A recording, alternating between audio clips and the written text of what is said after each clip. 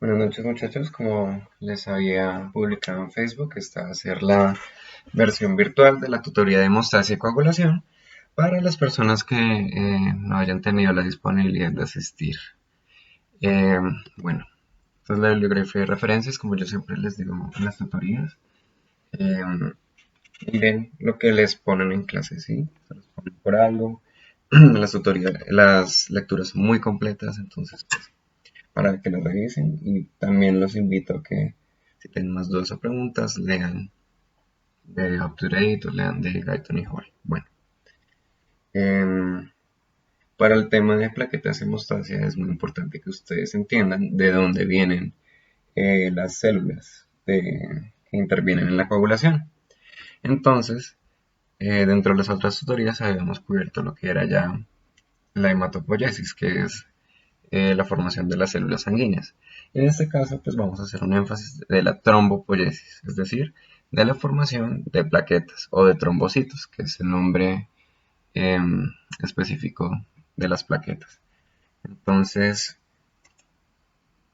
como habíamos hablado, todo sale de una célula madre pluripotencial. Esa célula madre pluripotencial tiene dos opciones, o irse a una línea mieloide o irse a una línea linfoide. En nuestro caso, para la trombopoiesis va a irse a una línea mieloide. Como habíamos hablado en la tutoría de sangre, los eritrocitos se van a ir por el lado de la diferenciación hacia unidades formadoras de colonias eritrocitos, pero los trombocitos se van a ir a unidad formadora de colonia megacariocito. Esa unidad formadora megacariocito va a volverse un megacarioblasto, después este megacarioblasto va a diferenciarse en un megacariocito. Megacariocito es el precursor de las plaquetas, ¿sí? ¿Qué sucede? Este megacariocito prácticamente rompe su membrana celular, lo cual permite que se formen estas células biconvexas, que las vamos a llamar trombocitos. Eh, las nemotecnias que yo les decía era que el megacariocito, como se van a acordar, van a ser células gigantes. Eh, pues su nombre lo dice, mega, grande, cario, núcleo, cito, célula. Entonces, pues para que se vayan acordando de estas. Y pues esto va a llevar a la formación de plaquetas. Esta es la línea en la que nos tenemos que centrar. Entonces, pues, ¿qué decíamos? Es un proceso donde se generan plaquetas, en donde ocurre en la médula ósea, que es importante que sepan de las plaquetas que tienen una vida media entre 7 y 10 días. Muy importante, sobre todo en su relación con la aspirina. Ya vamos a tratar de esto más adelante. Y pues que el megacariocito puede generar entre 2 y 4.000 plaquetas. Esta ya es la vista histológica de cómo se ve un megacariocito en la médula ósea. Y pues lo que hablábamos, su membrana plasmática se divide, se rompe para formar estos trombocitos. Bueno, entonces de los trombocitos podemos ver aquí una micrografía electrónica y una micrografía, bueno, ambas micrografías electrónicas. Para la vida también tienen que entender que la micrografía electrónica de transmisión es esta, la que se pueden ver los orgánulos de las células, mientras que las micrografías electrónicas de escaneo solo se puede ver la parte externa de las células. Aquí, por medio de una computadora, fue pintada para que sea más ilustrativo, pero generalmente es en blanco y negro. Bueno, de los trombocitos que también decíamos que tienen un glucocálix y un citosol. Su glucocálix van a ser como esas proteínas o elementos que se encuentran alrededor de la membrana celular. Entonces, pues va a hacer que sean elementos formes, anucleados, discodeicos o pues biconvexos, que es lo que hablábamos. Y que en su membrana plasmática hayan glucoproteínas muy importantes tanto para la agregación plaquetaria como para el mantenimiento y la adhesión plaquetaria y pues el factor 3 plaquetario. También en este glucocálix encontramos pues, el citoesqueleto con proteínas contráctiles como mucina y actina y pues estructurales. En el citosol, que pues ya sería más ese componente interno de los trombocitos, se encuentran mitocondrias, microsomas, lisosomas, gránulos de secreción. Dentro de los gránulos de secreción es muy importante que hay dos. que sepan que hay dos, los gránulos densos y los gránulos alfa. Estos gránulos densos van a ser muy importantes porque contienen calcio, ATP, ADP y serotonina. Muy importantes para el proceso, los procesos de hemostasia. Ya vamos a profundizar en eso. Y unos gránulos alfa que van a producir fibrinógeno, pues, que es el precursor de la fibrina, factor 4 plaquetario, factor de von Willebrand y pues la fibronectina, que estimula la producción de trombocitos o la trombopoiesis, la trombopoietina, que es una glicoproteína que es producida por riñones, hígado y el músculo esquelético. Sus niveles son regulados por estímulos de interleuquina 6. La interleuquina 6 es una proteína, bueno, una sustancia proinflamatoria. Y pues también por el nivel de plaquetas circundantes. Entonces, si el nivel de plaquetas circundantes es muy bajo, va a favorecer la trombopoiesis o la formación de más plaquetas. Y si es muy alto, va a favorecer que no se produzca, es decir, va a haber una inhibición de la trombopoietina. Recordando, los niveles normales de plaquetas son más o menos de 150.000 a 300.000 por milímetro cúbico.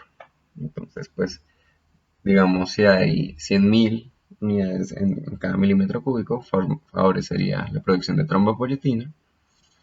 Eh, la trombopoietina favorecería que los megacariocitos se diferenciaran en los trombocitos.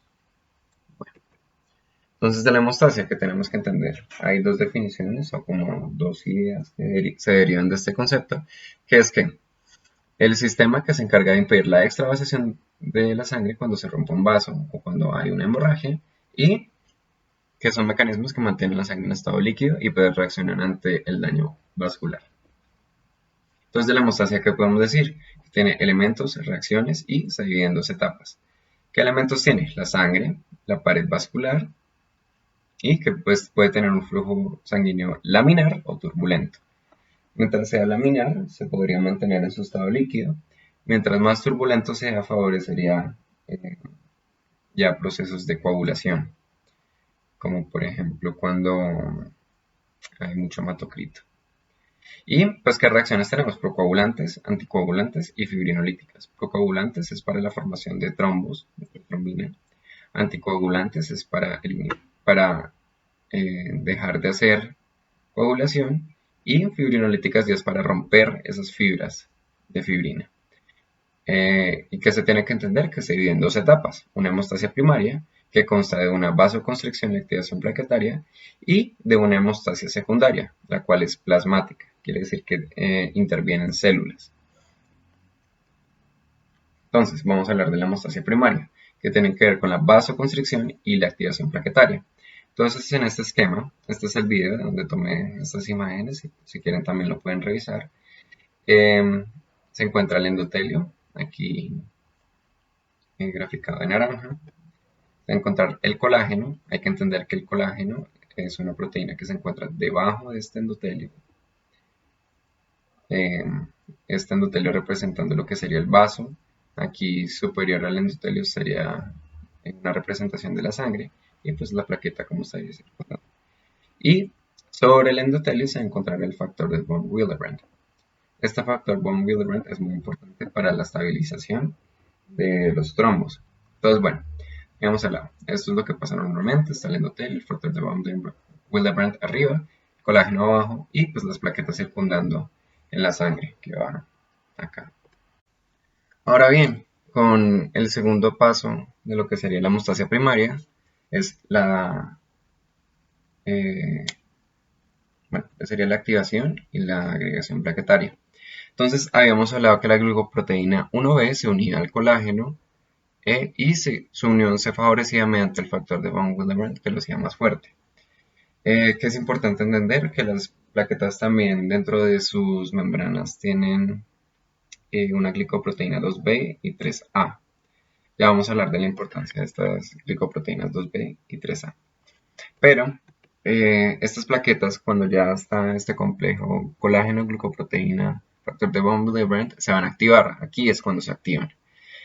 Cuando se activan, Dentro de esos muchos procesos se encuentra la formación de tromboxano 2.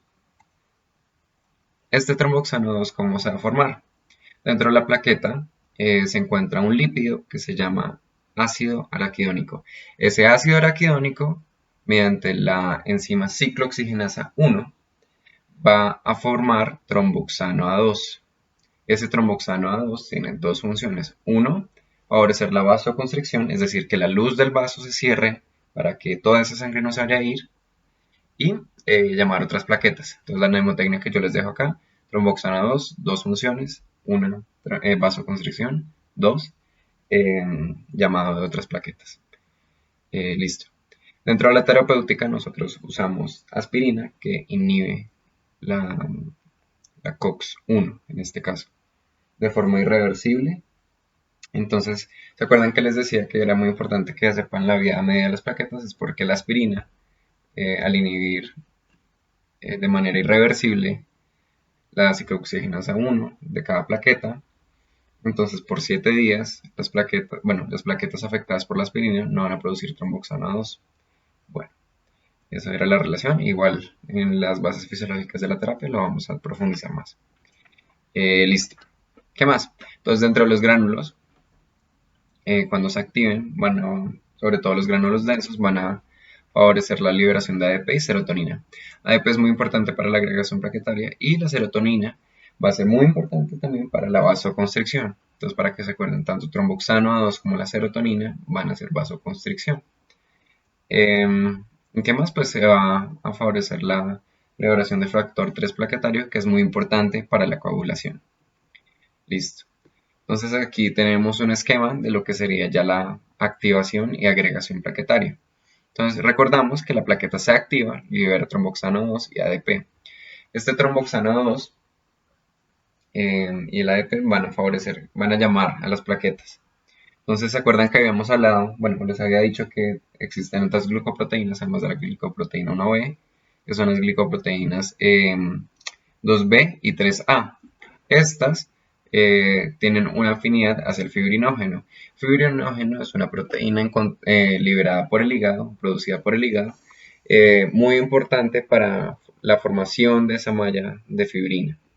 Entonces, tenemos plaquetas circundantes en la sangre. Esas plaquetas van a detectar este ADP, este tromboxano 2, van a favorecer esta glicoproteína 2B y 3A y van a captar este fibrinógeno. Cuando se unen dos proteínas de fibrinógeno forman estas hebras de fibrina, ¿sí? Entonces, así se van a agregar las plaquetas, ¿sí? Se activaron, se liberan estas sustancias, se agregan. Entonces, van a ver esta formación de complejos de plaqueta, glucoproteína, fibrinógeno, glucoproteína, plaqueta.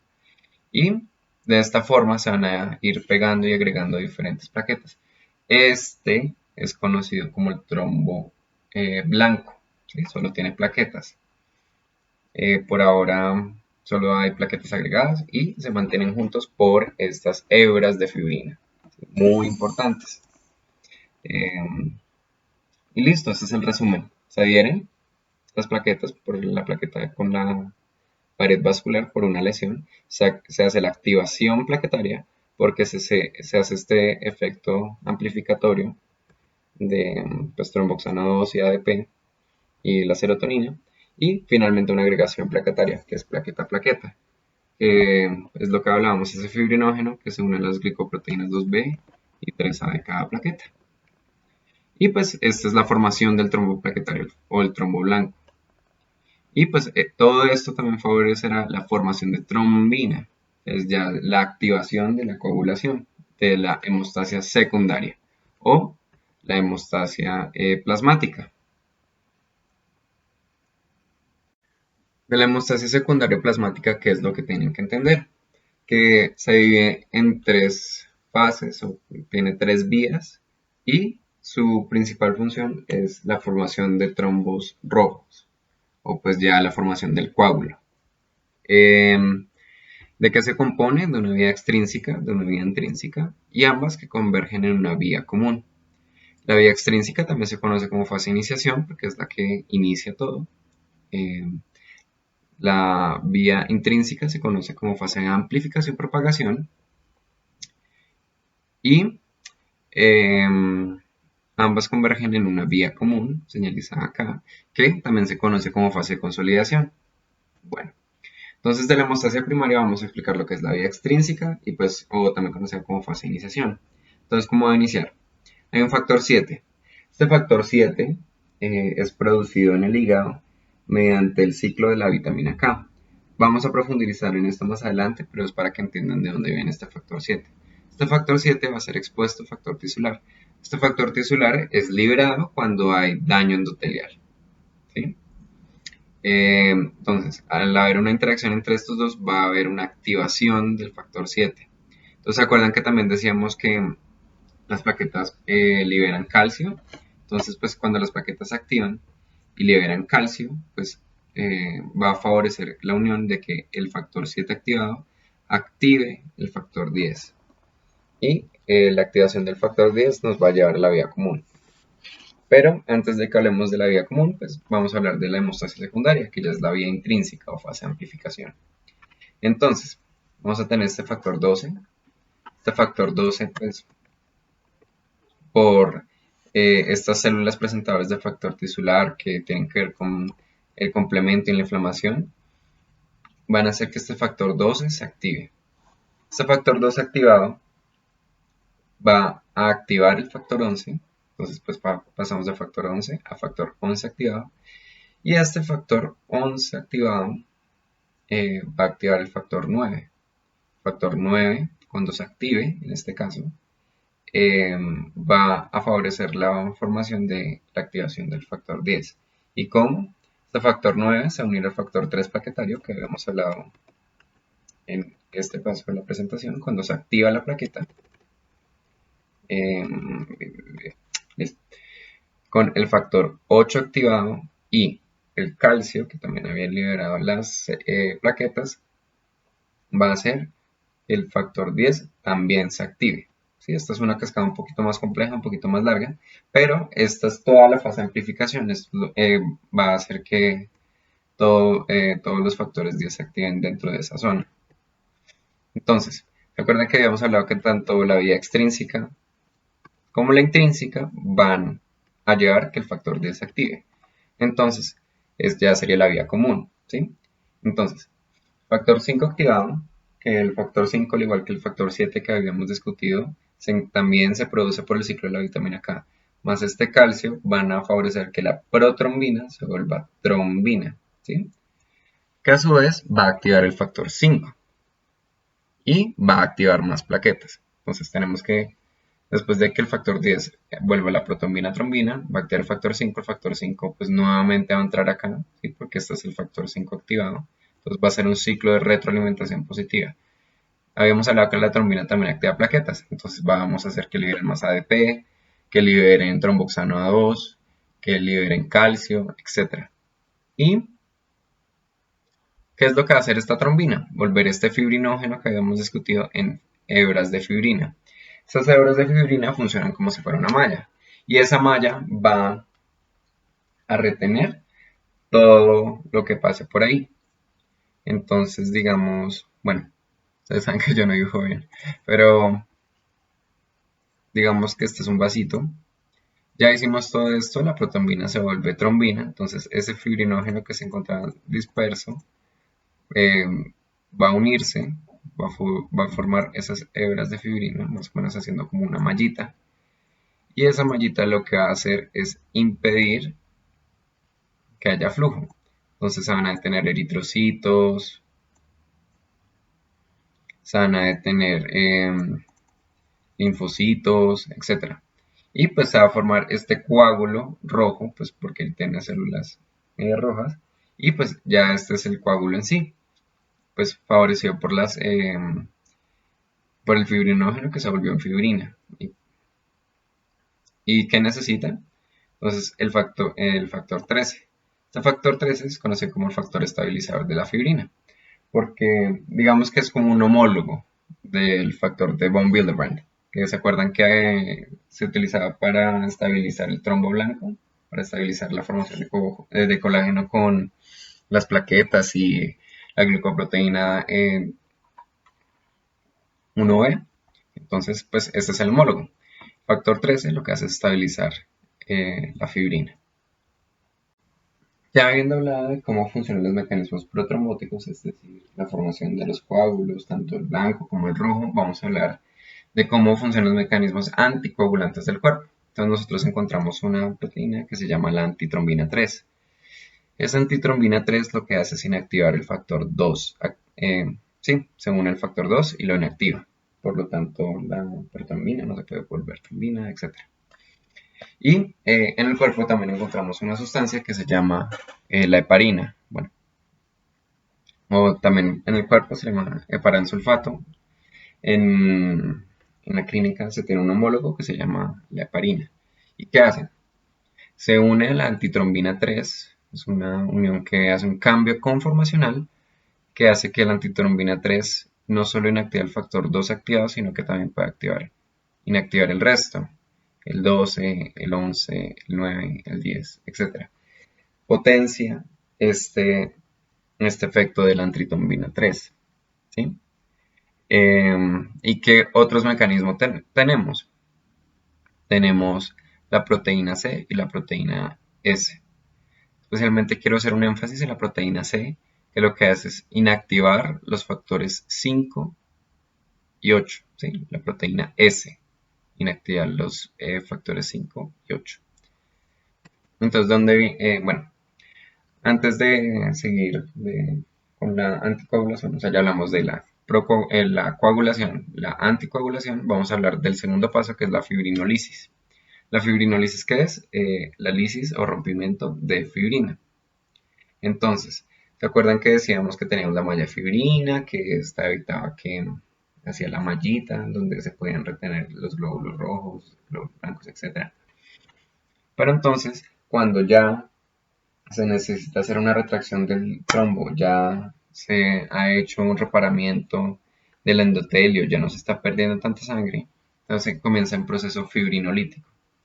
Está el activador de plasminógeno tisular, que también se empieza a liberar cuando hay daño endotelial, pero este se libera de forma lenta, de forma lenta, de forma lenta, hasta que llega un punto en el que su efecto fibrinolítico empieza a funcionar de manera más efectiva y ya empieza a romper el trombo, pues las fibras de fibrina. Entonces, ¿qué hace este activador de plasminógeno tisular? Lo que hace es coger este plasminógeno producido en el hígado también,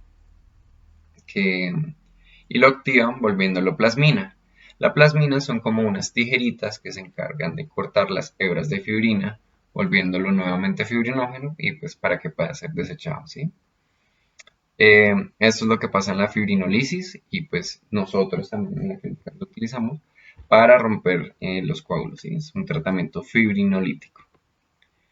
Esto es muy importante y esta es la relación que habíamos hablado de la vitamina K y pues la integración que tiene con la cascada de la coagulación. Entonces, nosotros ingerimos en la dieta la vitamina K que se encuentran, por ejemplo, en verduras como la espinaca, digamos. Esta vitamina K, ya cuando llega al hígado, se encuentra en un estado oxidado y con una enzima que es la BCOR, vitamina K reductasa, se vuelve vitamina K reducida, pues con una reacción con un NAD que se vuelve NADPH. Bueno, esta vitamina K reducida vuelve los prosimógenos no funcionales a simógenos funcionales. ¿Qué son estos simógenos funcionales? Son los factores 2, 5, 7, 9 y 10. Son estos factores de la coagulación que pues encontramos y que les estaba explicando que son producidos con el ciclo de la vitamina K.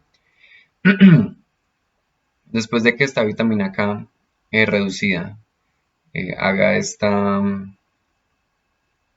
interacción con los posimógenos no funcionales y con la glutamil carbonasa gamma, se va a volver una vitamina K oxidada nuevamente, hasta que nuevamente sea estimulada por la vitamina K reductasa a volverse reducida.